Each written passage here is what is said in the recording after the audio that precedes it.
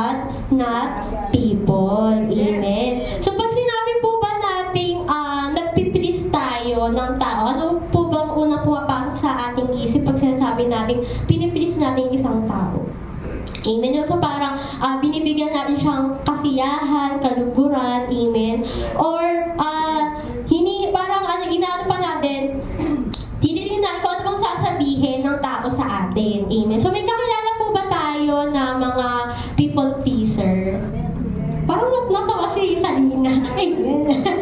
Okay, parang mga ganyan. Amen. So kung babasahin natin sa dictionary, ano bang ibig sabihin kapag piniplease natin yung isang tao? Or ano bang kahulugan, amen, ng mga tawag sa people pleaser? Ang sabi din sa dictionary, hindi ko na lang po nailagay, no?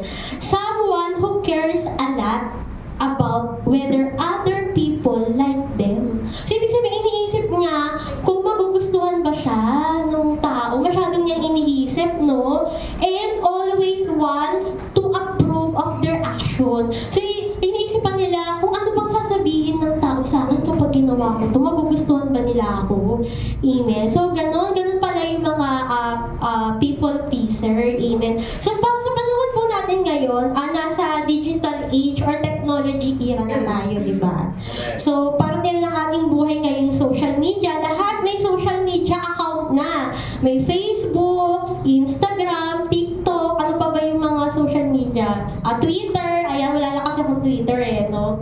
Snapchat, at marami pang iba. Ngayon, ang social media na rin kasi yung ginagamit para i-please yung mga tao, no? Makikita natin if nagustuhan ba nila yung post mo sa pamamagitan ng mga likes, di ba? Magko-comment ba sila? Or ipa-follow ka ba nila? Or ipa-follow back?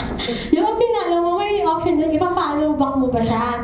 Ayun yung nagiging batayan ng acceptance sa social media world or sa digital age ngayon. Pero ano bang sinasabi ni God, no, about pleasing people? Need ba natin ang sasabihin ng ibang tao? Or approval ng ibang tao? Or approval ni God? Amen. So, di ba nakikita natin ngayon yan, marami na, lahat na naka-focus sa social media account ngayon. At lahat na nakabatay na kung ano sasabihin ba ng tao sa'yo. Amen. So, ngayon pag-uusapan po natin yung spiritual and emotional cost of trying to please people through social media and why it is important to seek approval instead. Amen. So, babasahin po natin. Ang una po nating verse is dito sa 1 Thessalonians chapter 2, verse 4. Ayan.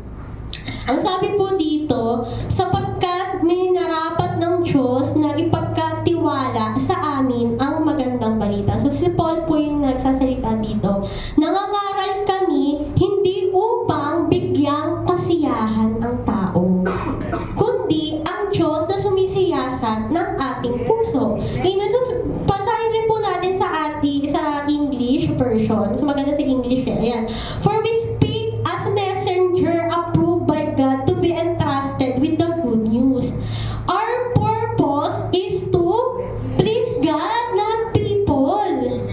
He alone examined the motives of our hearts. So dito, sinasabi po ni Paul sa mga Thessalonians that their mission is to please God, hindi yung mga tao. Kasi si Lord lang naman yung nakaka-examine ng puso natin, di ba? People can see our true intention, but God can. Amen. So bakit mo iisipin yung sasabihin ng tao or yung approval, di ba? Naglilingkod ka sa Panginoon, pero yung iniisip mo, yung sasabihin ng ibang tao, piniplease mo sila. Pero sinasabi dito ni Paul, di ba? Sa mga Thessalonians, di ba? Our purpose is to please God. Di ba? Hindi naman mga tao. Bakit iniisip nyo na kung ano iniisipin ng ibang tao? Di ba? Nandito tayo para mangaral ng salita ng Panginoon, hindi para kung magugustuhan ba nila yung sasabihin mo. Amen? Di ba? Kasi si Lord lang naman yung dahilan kung bakit ka naglilingkod di ba? Bakit iisipin mo ba kung ano yung sasabihin ng mga tao? So, example, di ba kahapon nag-Jesus rings tayo. Eh, syempre, blessed na blessed tayo. Talagang ipapakita natin sa buong mundo, di ba? Ginagamit natin ngayon yung social media para express natin kung gaano tayo ka-bless. So, halimbawa, nag-selfie tayo, nag-groupie tayo, tapos halimbawa, nag-caption ka, #feeling blessed. Amen. Halimbawa, ganyan, di ba? Kasi after ilang hours, tinignan mo ngayon kung sino nag-like or may nag-like back, nag-comment. Eh, pagkakita mo, walang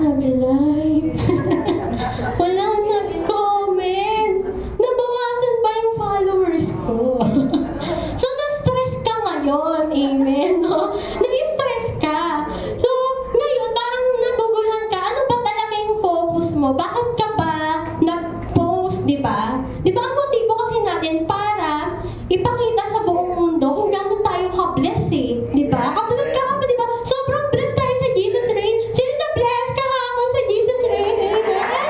Grabe, no?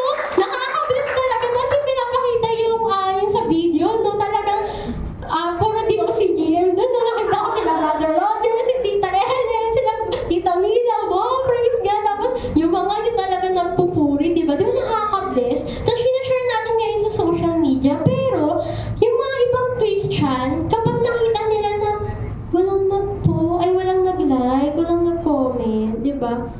Nalulungkot sila or na-stress sila. So, tingnan muna natin yung sarili na ano bang motibo mo? Bakit mo shinare yung word of God? Or nag-share ka ng about sa gawain ng Panginoon? Bakit bigla kang nalungkot? Pag ganun kapatid, di ba, examine your heart. Baka iba yung motibo ng puso mo. I-surrender mo kay Lord kasi di ba, kingdom mindset tayo. So, dapat ang pinipilis natin, si Lord, hindi yung mga tao. Kung wala nang mag-like dyan, walang mag-comment, tuloy-tuloy tayo sa gawain ng Panginoon. Kasi si Lord yung pinipilis natin, di ba? Amen. Praise God. So, dapat ganun yung, kasi si Lord, hindi naman siya nakatingin kung famous ka sa social media world, di ba? Kung marami kang followers, kung maraming nagla-like sa'yo, hindi na tumitingin ang Panginoon, tumitingin siya sa puso natin. Kaya nga sinasabi ni Paul, di ba? Ayun, magiging ganyan ka, nalungkot ka na, zero heart, zero comment, zero, ano ba yung tawag dyan? Zero followers, o di ba? Magiging ganyan ba ang mga Kristiyano kapag walang nag-like sa post mo? Di ba dapat hindi? Kasi nga, ang sabi ng Panginoon, si Lord yung pinipilis natin, hindi naman yung mga tao. Bakit nalulungkot ka? Di ba? Praise God. So dapat ganun yung mindset natin kasi kingdom mindset nga tayo eh, di ba? At pinapakita din dito sa mga pag-aaral or sa mga balita. Yan, mayroon din tayong nahanap new study, social media increases depression. So, tumataas na pala yung bilang ng mga nade-depress ngayon, lalo na sa mga kabataan dahil sa social media.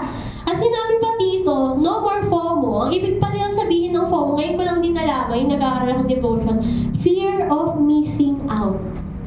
Natatakot sila mapag-iwanan. Kung anong trending gusto nila, kasali sila. Ang sabi dito pala sa pag-aaral or sa mga balita, limiting social media decreases loneliness and depression. So kapag nililimit mo pala yung pag-social media mo, di ba, nababawasan yung loneliness tsaka depression ng mga tao. Kasi kadalasan kapag lagi tayo sa social media, di ba, yung focus natin divided na. Hindi sa devotion tayo, puro tayo social media. Ngayon, pag walang nagla-like or walang nagko-comment, nakikipagsabayan tayo, may stress tayo ngayon. Diba? Eh di na-depress ka ngayon. Diba? Ano bang sabi sa mga pag-aaral, dito sa mga article ng psychology? Diba? Does social media cause depression? Ang sabi dito sa mga doktor, many things involving social media can impact depression. Studies found.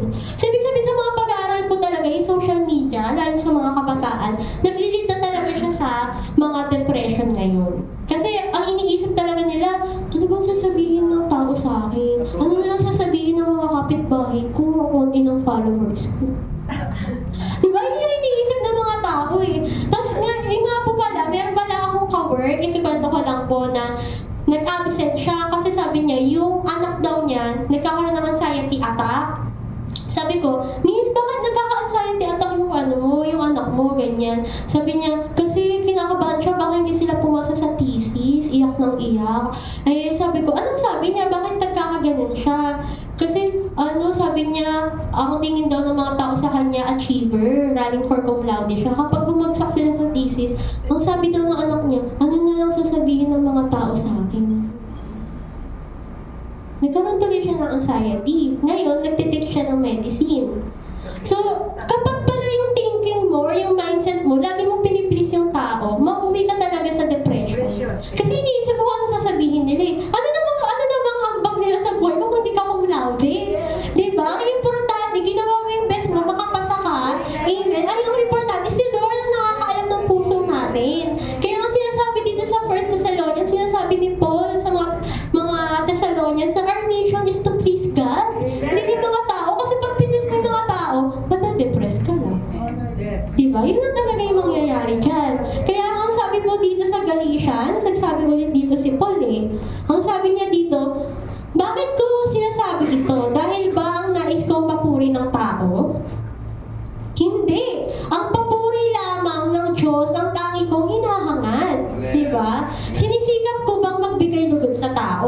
Sabi ni Paul, hindi. Kung iyan ang talagang hangad ko, hindi na sana ako naging alipin ni Kristo. Amen? Kasi, mga kapatid, ang sabi dito, kung tayo, piniplease natin, naglilingkod tayo sa Panginoon kasi ang focus natin para maging kaluguran sa ibang tao. Ang sabi ni Paul dito, hindi na sana ako naging alipin ni Kristo. Amen? Naglilingkod ka lang kasi para matuwa sa iyo yung mga tao. Nasa music team ka lang, tumutugtog ka para matuwa sa iyo or mapapurihan ka ng tao. Ang sabi ni Paul dito, hindi sana ako naging servant ni Lord kung ayun yung iniisip ko. Dapat lahat ng paglilingkod natin, tutugtog tayo dito, kakanta tayo dito, hindi natin iisipin yung sasabihin ng tao. Yung iba natatakot magpuri. Baka anong sabihin nila sa akin pag tinaas ko yung kamay ko. Diba? Ano yung focus mo, kapatid? Kung ayun yung thinking natin, kung ayun yung mindset natin. Yung sabi dito ni Paul, sabi niya, kung iyan ang talagang hangad ko, ayun yung motibo ko, hindi na sana ako naging alipin ni Kristo. Diba? Kasi nga, naglilingkod nga tayo, servant nga tayo ng Panginoon. Kasi siya ang piniplis natin, hindi ibang tao. Kaya dapat as a Christian, yung mindset mo, hindi ka nakatingin doon kung ano sasabihin nila. Diba? Kasi ang focus lang dapat natin, si Lord. Ayan o, pleasing people leads to a divided focus. Amen. Pero while pleasing God means full devotion. Yung ibig sabihin, kung piniplease mo si Lord, nagpapakita to or nagre-reflect talaga to ng full devotion mo sa Kanya. Amen. So yan, the pressure to please people, especially on social media, can cause believer to compromise their faith. Ayun naman pala, compromise na yung faith mo, kapatid, sa paglilingkod. Kung iniisip mo, kung ano yung sasabihin ng ibang tao, or maglilingkod ka lang dahil sa ibang tao. Kasi sabi ni Mama, maglingkod daw ako. Nakadepende.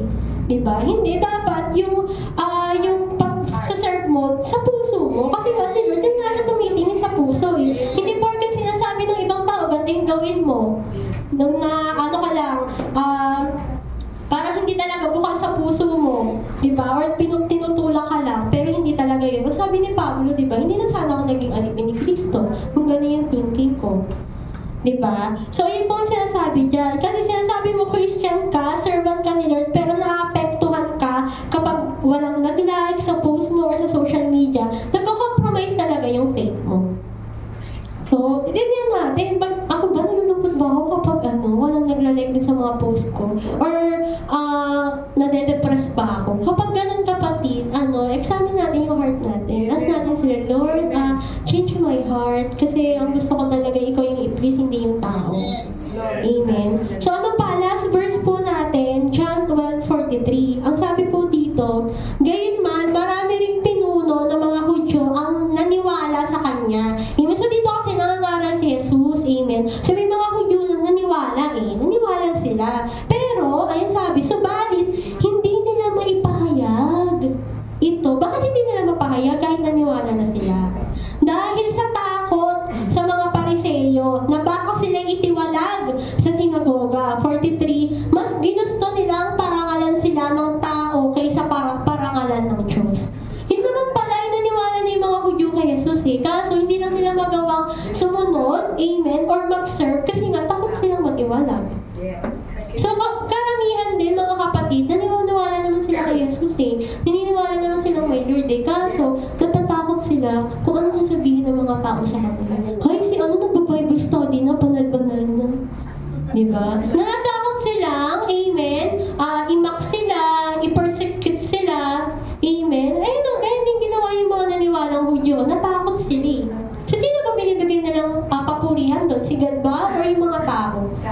Mga tao kasi iniisip nila kung ano sasabihin ng mga tao sa kanila eh, di ba? Natakot sila eh. Ayun nga yung sinabi sa pag-aaral yung FOMO eh. Fear of missing out. Natatakot sila kapag iwanan. Amen. May fear pa sila eh, di ba? So kaya kailangan matalo ng faith yung fear. Amen. Takot sila mapag-iwanan, hindi makasabay sa trend, sa uso, or takot silang ma-left out. Amen. So, halimbawa, ayan, yung mga tropahan ngayon, di ba? Magsiserve na ako sa Panginoon. Eh, kasi natatakot ka, kasi kapag sumama ka sa mga Bible study, hindi ka nakasama sa, halimbawa, tropahan ng mga gwapo. Aalisin ka na, ititiwalag ka na, kasi Christian ka na. Halimbawa, mga ganun, di ba? Kaya yung mga ibang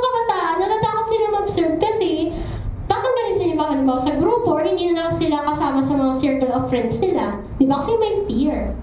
Amen. So dapat, pag ganun pala, kailangan i-surrender natin yung heart natin kay Lord. Amen. Kasi dito yung mga Hudyo, naniwala naman sila, natakot lang. Kaya hindi na sila nakasunod. Kaya kailangan, yung mindset natin, pang kingdom mindset, yung thinking natin, ay, si Lord pala dapat yung piniplease, hindi yung mga tao. Amen. Amen. So, ganun po mga kapatid, at patuloy pa po tayong lalago sa ating kaalaman patungkol sa kingdom mindset. Amen. Basta patuloy lang po tayo mag-aral, umattend. Amen. Para mas marami pa tayong malaman, ano ba yung kalooban ng Panginoon. Ang sabi nga po dito sa conclusion natin, ayan, naglagay po pala ako. Kapag nagpiplease ka ng tao, may mga consequence. Ayan, madedepress ka, magkakaroon ka ng anxiety or yung FOMO na sinasabi sa pag-aaral, fear of missing out. Pero kapag si Lord yung piniplease natin, magkakaroon tayo ng peace, di ba? Meron tayong fulfillment. Lalago ba tayo sa spiritual? Amen. Magkakaroon tayo ng contentment tsaka true joy. At tandaan natin mga kapatid, sa conclusion natin, kasi nga social media era na tayo ngayon. Social media should be a way or a tool. Amen. So okay naman yung social media to share God's message and spread positivity. Amen. Not a way to measure your value. So yung social media, mga kapatid, gamitin natin siya as a tool para i-spread natin yung word of God. Amen. Huwag natin siyang gamitin as basis kung may value ba ako, magugustuhan ba ako ng mga tao. Diba? Not hindi ganun yung thinking natin na sila yung piniplease natin na okay lang kahit walang mag-like, walang mag-follow, walang mag-comment. Kasi si Lord naman yung reason kung bakit nag-share ka ng Bible verse kung bakit ka nag-share na blessed ka din sa Jesus reigns diba? Okay lang yun. Kaya dapat ang mga kapatid, ang ating ang title ngayon sa devotion natin, diba? Pleasing God, not people. So tandaan po natin yan. So